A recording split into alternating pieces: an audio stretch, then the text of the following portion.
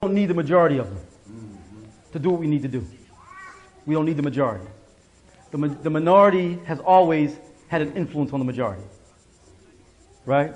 Al-Hajj Malik al-Shabazz likened it to the wick of a powder keg. He said the wick of the powder keg, they tried to say, well, y'all a small group. Y'all kind of small. He said the wick is the smallest part of the powder keg. Right? So we don't need to have a lot of people. Badr showed us that and so on and so forth. This kind of information has got to be part and parcel of the Islamic movement in America. Right? There are those of us who are of that mind, for example, who are trying to continue this legacy. Just bringing this deen, right? And using this information to fuel our identity, our purpose, and our direction. They've got to come together and organize, and get organized. And that's already happening. It's happening all over the country.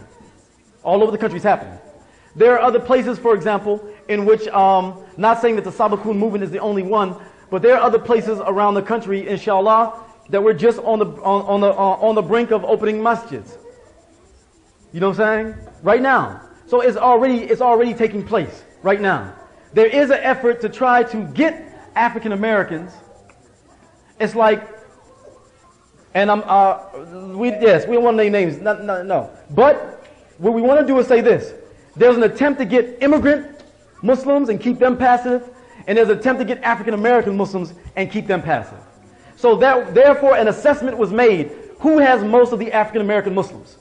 Make sure they do not go in the same direction of Al-Hajj Malik al-Shabazz. Make sure they don't follow through with that particular packaging. Quran and Sunnah, challenging the injustice in this society, establishing Islam at the same time, so on and so forth, hooking up with other Muslims from around the world. You know, that package is a powerful package, right? And basing yourself in Harlem. You know what I'm saying? It's a powerful, powerful package. So therefore, make sure that package is not used and built upon. Right? So definitely there's a concerted effort. Right? One of the leaders just said recently that I have become almost fanatical in my support of the U.S. government. I have become almost fanatical in my support of the U.S. government. The vision of the founding fathers is the same vision of the Quran. That's what he said. That's what he said. You know what I'm saying? There are those who are going that way. There are those who are going the way of, basically hooking up with Yahoo, talking about how Yishak Rabin is an honorable man and so on and so forth. But let's not harp on the negative. Let's harp on the positive.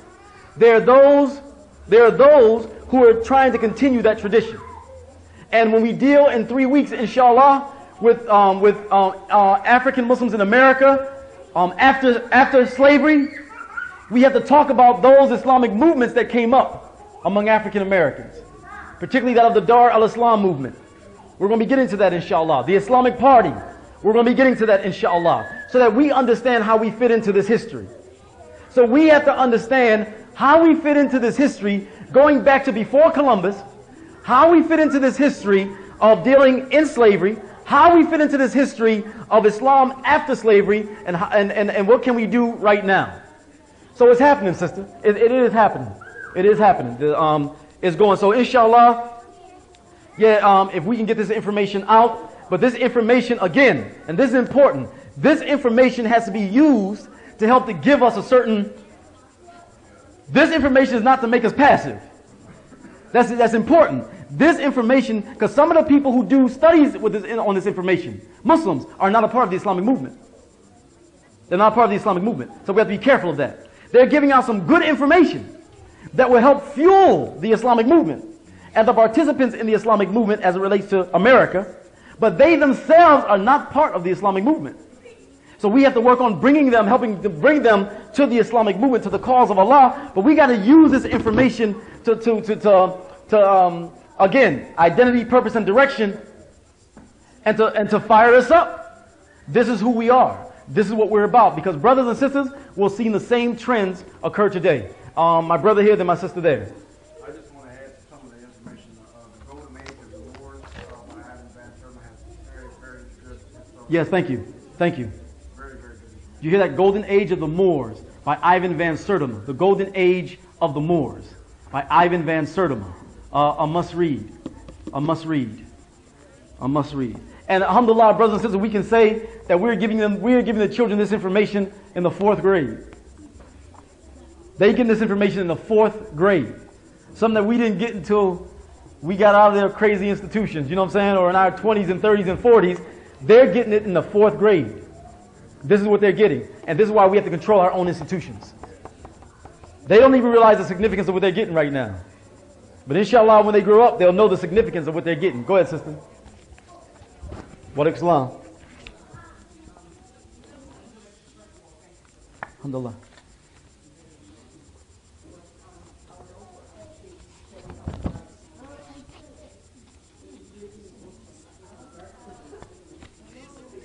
Yes.